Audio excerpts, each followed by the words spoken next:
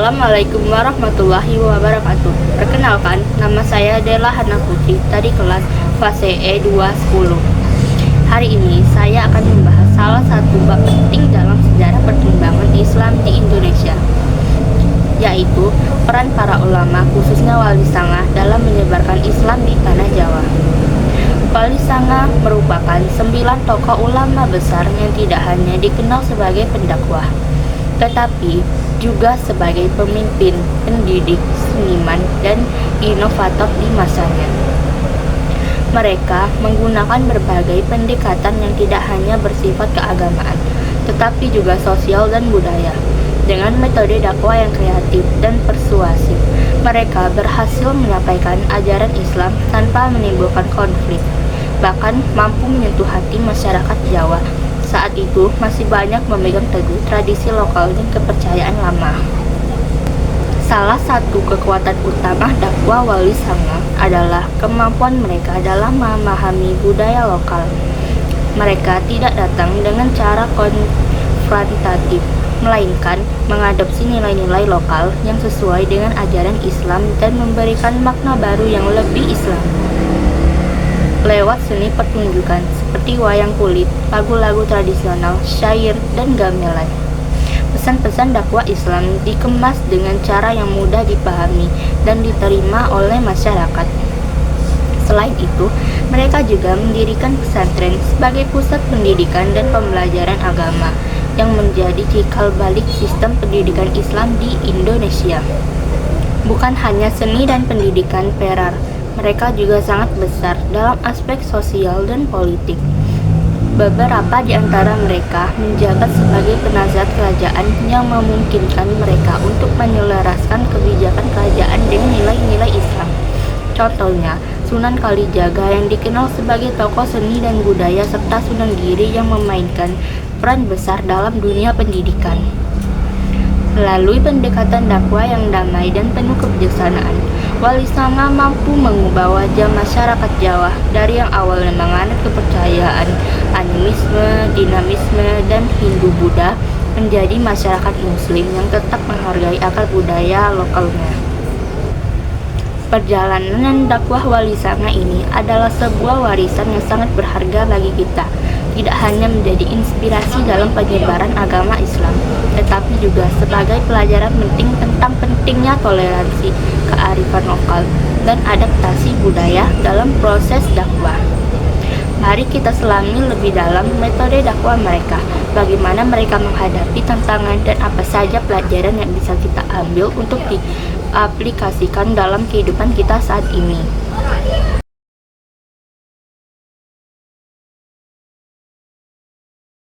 Islam masuk ke Indonesia melalui jalur perdagangan sejak abad ke-7. Para pedagang Muslim dari Arab, Persia, dan Gujarat tidak hanya berdagang, tetapi juga memperkenalkan ajaran Islam kepada masyarakat Nusantara. Awalnya, Islam berkembang perlahan, terutama di pesisir pantai. Namun, penyebaran Islam semakin meluas pada abad ke-15 dan 16. Ketika 9 ulama besar yang kita kenal sebagai Wali Sanga mulai berdakwah di tanah Jawa. Mereka menggunakan pendekatan yang sangat bijaksana dengan metode yang disesuaikan dengan budaya lokal, sehingga Islam dapat diterima oleh masyarakat dengan cara yang damai dan tanpa paksaan. Mari kita kenal lebih dekat para Wali Sanga, metode dakwah yang mereka gunakan.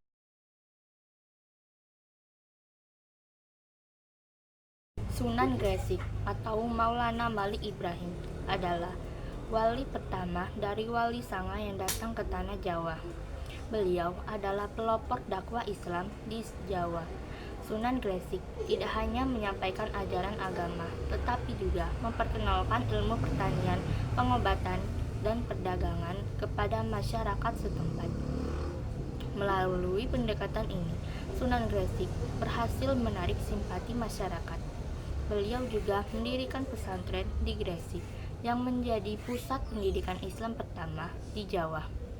Dari pesantren ini, Sunan Gresik mengajarkan nilai-nilai Islam secara perlahan namun mendalam, sehingga masyarakat mulai mengenal Islam sebagai agama yang membawa manfaat dunia dan akhirat.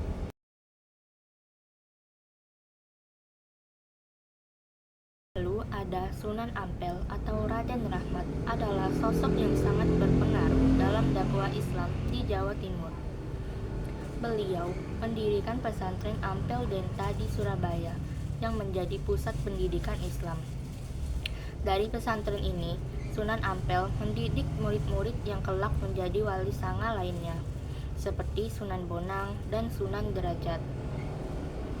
Salah satu ajaran yang sangat terkenal dari Sunan Ampel adalah Moh Limo. Ini adalah seruan untuk menjauhi 5 kebiasaan buruk, yaitu tidak mencuri, tidak berjudi, tidak mabuk, tidak berzina, dan tidak makan makanan haram. Konsep ini menjadi dasar pembentukan akhlak masyarakat Muslim di Jawa.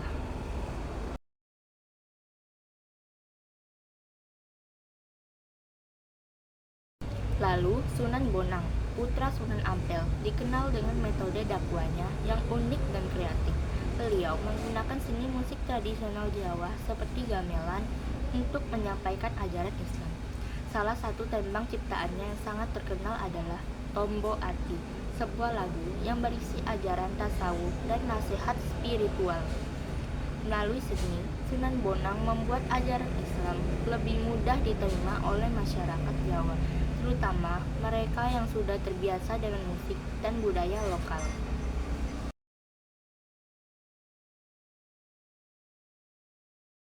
Lalu, Sunan Derajat adalah wali yang sangat peduli terhadap kesejahteraan sosial. Beliau melihat bahwa dakwah tidak hanya tentang menyampaikan ajaran agama, tetapi juga tentang memberikan bantuan nyata kepada masyarakat. Sunan Derajat mendirikan panti asuhan untuk menampung anak-anak yatim dan membantu fakir miskin. Dalam dakwahnya, beliau selalu menekankan pentingnya akhlak yang baik, solidaritas, dan tolong-menolong.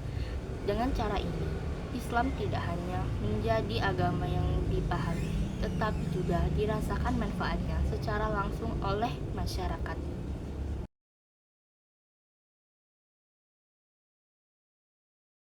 Lalu ada Sunan Kudus atau Ja'far Shadiq, adalah sosok ulama yang sangat memahami pentingnya pendekatan budaya dalam berdakwah. Beliau hidup di tengah masyarakat yang masih kuat memegang tradisi Hindu-Buddha. Untuk menghormati kepercayaan mereka, Sunan Kudus melarang penyembelihan sapi, karena sapi adalah hewan yang dianggap suci oleh umat Hindu. Salah satu warisan Sunan Kudus yang terkenal adalah Masjid Menara Kudus. Masjid ini memiliki arsitektur yang unik, yaitu perpaduan antara gaya Hindu dan Buddha dan Islam. Dengan cara ini, Sunan Kudus menunjukkan bahwa Islam bisa bersanding dengan budaya lokal tanpa harus menghapusnya. Pendekatan ini membuat masyarakat lebih mudah menerima ajaran Islam.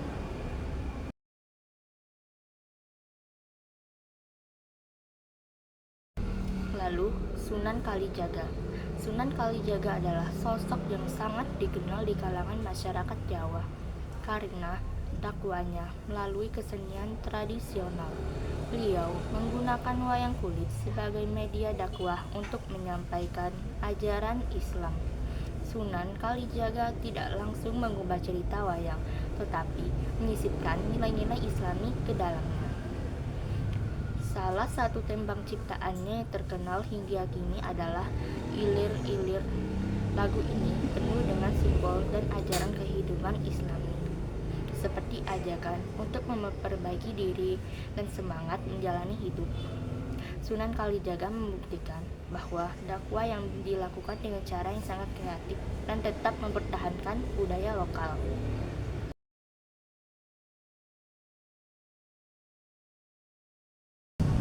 Lalu ada Sunan Muria atau Raden Umar Said, memilih berdakwah di pedesaan dan daerah terpencil yang sulit dijangkau oleh wali lainnya.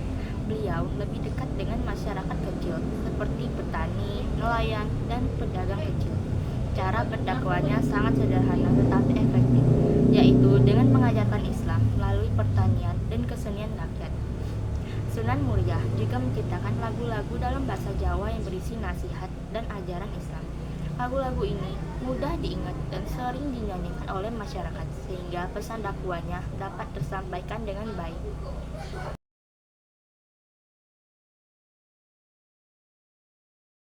Ada Sunan Giri atau Raden Paku.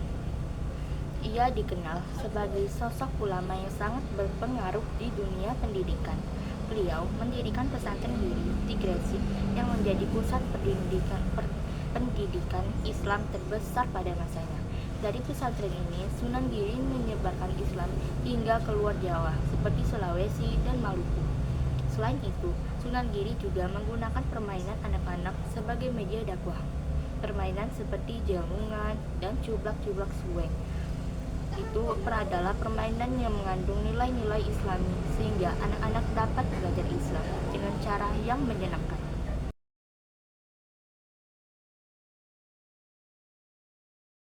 Ada Sunan Gunung Jati atau Syarif Hidayatullah. Ia memiliki peran besar dalam penyebaran Islam melalui jalur politik. Beliau menjadi pemimpin Kesultanan Cirebon dan berperan penting dalam menyebarkan Islam di Jawa Barat.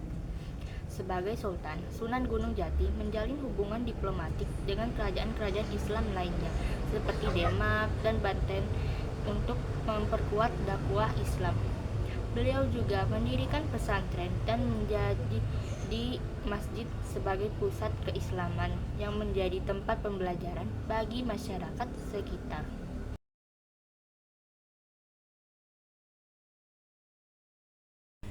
Penyebaran Islam di Indonesia oleh para ulama memiliki dampak yang sangat besar dalam membentuk peradaban dan kehidupan masyarakat Nusantara. Islam masuk ke Indonesia melalui jalur perdagangan, dibawa oleh perdagangan dari Timur Tengah, India, dan Tiongkok sejak abad ke-7. Namun, peran para ulama yang datang kemudian sangat signifikan dalam memperkuat penyebaran Islam hingga ke pelosok-pelosok Nusantara. Mereka tidak hanya berdakwah, tetapi juga menjadi agen perubahan sosial, budaya, pendidikan, hingga pemerintahan. Di bidang sosial, Islam membawa perubahan dalam cara pandang masyarakat terhadap hubungan sosial. Sebelum kedatangan Islam, masyarakat Indonesia, khususnya di Jawa dan Bali, hidup di bawah sistem kasta yang sangat ketat. Sistem kasta ini membatasi interaksi sosial, di mana hanya kelompok tertentu yang mendapatkan hak istimewa dalam masyarakat. Ketika Islam masuk, para ulama memperkenalkan konsep persamaan derajat di hadapan Allah. Tidak ada lagi pembatasan berdasarkan kasta atau status sosial. Semua orang dianggap setara asalkan bertakwa kepada Allah. Nilai-nilai Islam seperti tolong-menolong, musyawarah, dan saling menghormati mulai diterapkan dalam kehidupan sehari-hari. Ajaran ini mempererat hubungan sosial di masyarakat, sehingga tercipta suasana yang lebih harmonis dan inklusif. Islam juga mendorong masyarakat untuk meninggalkan tradisi yang dianggap tidak sejalan dengan ajaran agama, seperti ritual-ritual yang bersifat mistis atau pemujaan kepada roh-roh leluhur. Sebagai gantinya, para ulama memperkenalkan tradisi baru yang lebih sesuai dengan nilai-nilai Islam, seperti perayaan Maulid Nabi, tradisi ziarah makam para wali, dan pengajian rutin. Di bidang budaya, para ulama berperan dalam proses akulturasi antara budaya lokal dan ajaran Islam. Mereka tidak serta-merta menghapus tradisi yang sudah ada, melainkan menyesuaikannya dengan nilai-nilai Islam. Salah satu contoh paling terkenal adalah wayang kulit. Wayang kulit yang sebelumnya mengisahkan cerita dari epos Hindu seperti Mahabharata dan Ramayana mulai diisi dengan cerita-cerita Islami. Sunan Kalijaga, salah satu wali sanga, adalah tokoh yang berjasa dalam menyisipkan ajaran Islam melalui wayang. Melalui lakon-lakon wayang, Sunan Kalijaga menyampaikan pesan moral dan ajaran Islam dengan cara yang mudah diterima masyarakat. Seni musik dan tari juga mengalami akulturasi. Gamelan yang merupakan musik tradisional Jawa digunakan dalam perayaan Sekaten untuk memperingati Maulid Nabi. Tarian-tarian tradisional seperti tari Saman di Aceh dan tari Zapin di Riau juga disesuaikan dengan nilai-nilai Islam, baik dari segi gerakan maupun lirik lagu yang mengiringinya. Tradisi lisan seperti syair-syair dakwah dan hikayat juga berkembang pesat, membawa pesan-pesan agama kepada masyarakat luas. Di bidang pendidikan, penyebaran Islam mendorong munculnya lembaga-lembaga seperti pendidikan tradisional seperti pesantren. Pesantren menjadi pusat pendidikan Islam yang sangat berpengaruh. Di pesantren, para santri tidak hanya belajar ilmu agama, tetapi juga ilmu pengetahuan umum, keterampilan praktis, dan etika sosial. Sistem pendidikan pesantren bersifat holistik, mencakup berbagai aspek kehidupan. Beberapa pesantren besar seperti pesantren Tegalsari di Ponorogo dan pesantren Ampel Denta di Surabaya menjadi pusat pendidikan Islam yang melahirkan banyak ulama besar. Dalam bidang politik dan pemerintahan, Islam juga membawa perubahan signifikan. Kerajaan-kerajaan Hindu-Buddha seperti Majapahit mulai digantikan oleh kesultanan-kesultanan dalam seperti Kesultanan Demak, Cirebon, Banten, dan Aceh.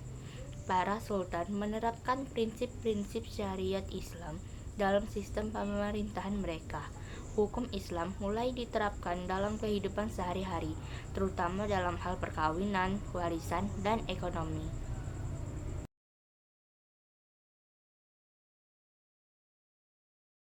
Lalu, ada dampak negatif penyebaran Islam di Indonesia oleh para ulama. Meskipun penyebaran Islam di Indonesia membawa banyak manfaat, ada juga beberapa dampak negatif yang muncul selama proses tersebut. Proses Islamisasi yang berlangsung dalam waktu yang panjang, dari abad ke-13 hingga abad ke-17, tidak selalu berjalan mulus. Ada beberapa tantangan dan dampak negatif yang muncul, terutama terkait konflik sosial, budaya, dan politik. Salah satu dampak negatif yang paling mencolok adalah konflik sosial yang terjadi di beberapa daerah. Ketika Islam mulai menyebar luas, beberapa masyarakat yang masih memegang teguh kepercayaan tradisional merasa terancam.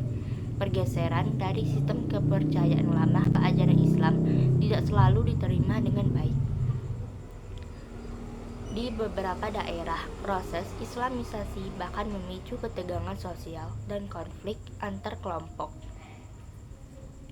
Misalnya, di wilayah pedalaman Jawa, masyarakat adat yang masih memegang tradisi lama mengalami tekanan untuk mengikuti ajaran Islam. Hal ini menimbulkan rasa ketidakadilan dan perpecahan dalam masyarakat. Lalu, hilangnya tradisi lokal juga menjadi salah satu dampak negatif yang tak bisa diabaikan. Beberapa tradisi yang sudah ada sejak zaman nenek moyang mulai ditinggalkan karena dianggap bertentangan dengan ajaran Islam. Ritual-ritual adat yang berkaitan dengan pemujaan roh leluhur atau penggunaan sesaji perlahan-lahan mulai menghilang. Meskipun sebagian tradisi tersebut mengandung nilai budaya yang tinggi, mereka tidak lagi dilestarikan. Akibatnya, keragaman budaya lokal mengalami penyusutan dan generasi berikutnya kehilangan jejak sejarah yang sebelumnya menjadi bagian penting dari identitas mereka. Selain itu, perbedaan interpretasi ajaran Islam juga menimbulkan konflik di kalangan umat Islam sendiri. Beberapa ulama memiliki pandangan yang berbeda mengenai bagaimana Islam seharusnya diterapkan dalam kehidupan sosial dan politik.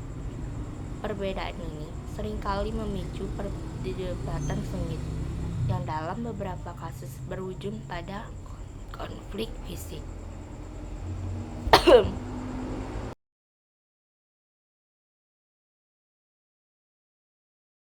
Lalu, peninggalan Wali Sanga. Wali Sangah adalah 9 tokoh ulama besar yang sangat berperan dalam menyebarkan Islam di Pulau Jawa pada abad ke-15 dan 16. Mereka tidak hanya berdakwah, tetapi juga meninggalkan warisan yang sangat berharga bagi peradaban Islam di Indonesia. Peninggalan Wali Sangah mencakup berbagai aspek mulai dari arsitektur, seni, budaya, hingga tradisi keagamaan yang masih dilestarikan hingga kini.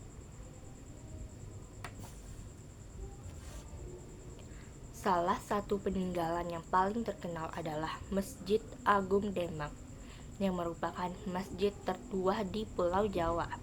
Masjid ini dibangun oleh Raden Patah, Sultan Demak pertama, dengan bantuan para wali Sangah. Masjid ini menjadi pusat penyebaran Islam di Jawa dan merupakan simbol keberhasilan dakwah Islam.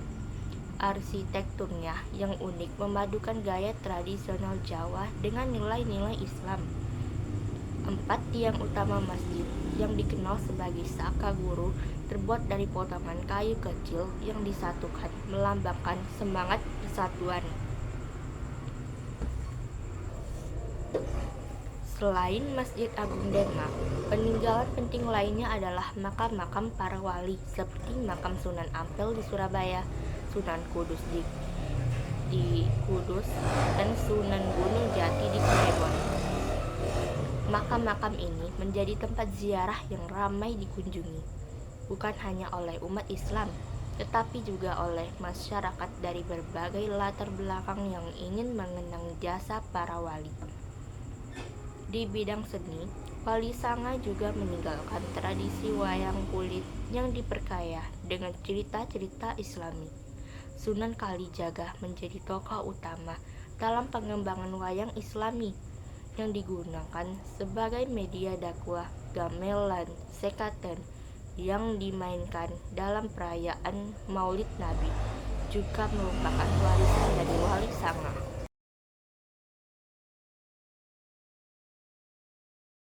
Sudah sampai di kesimpulan. Jadi, sebagai kesimpulan, mari kita jabarkan kembali peran besar Wali Sangah dalam penyebaran Islam di tanah Jawa.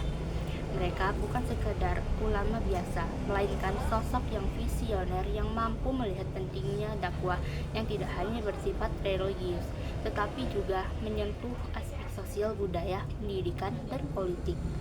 Wali Sangah memahami betul bahwa masyarakat Jawa pada masa itu sangat terkait dengan tradisi lokal yang berakar dari budaya Hindu-Buddha serta kepercayaan animisme dan dinamisme.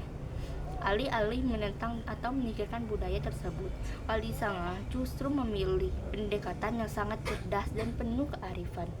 Mereka memadukan nilai-nilai Islam dengan budaya lokal, menciptakan harmoni antara agama dan tradisi yang sudah ada.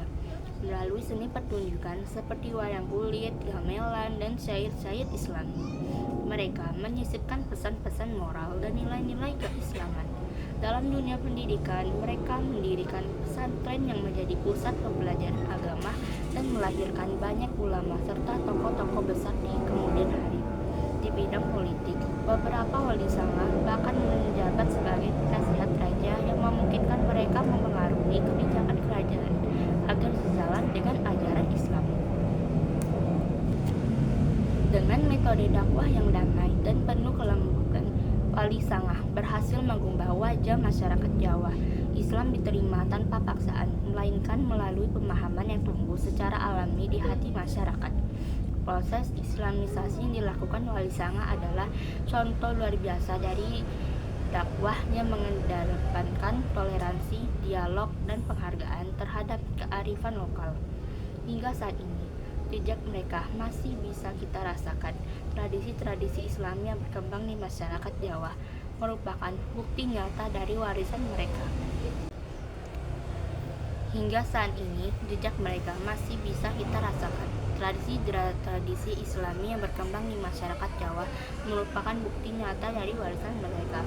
Pesantren yang mereka dirikan menjadi fondasi sistem pendidikan Islam di Indonesia, dan nilai-nilai toleransi yang mereka tanamkan tetap relevan di tengah tantangan zaman.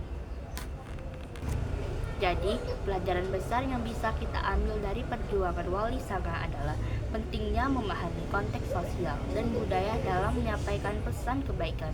Dakwah bukan hanya soal menyampaikan kebenaran, tetapi juga tentang bagaimana kita menyampaikannya dengan cara yang tepat agar bisa diterima dengan baik oleh orang yang berbeda latar belakang dengan kita. Baiklah, demikian hari ini video saya tentang peran Wali Sanga dalam penyebaran Islam di Tanah Jawa. Semoga apa yang telah saya bahas dapat menambah wawasan dan inspirasi bagi kita semua.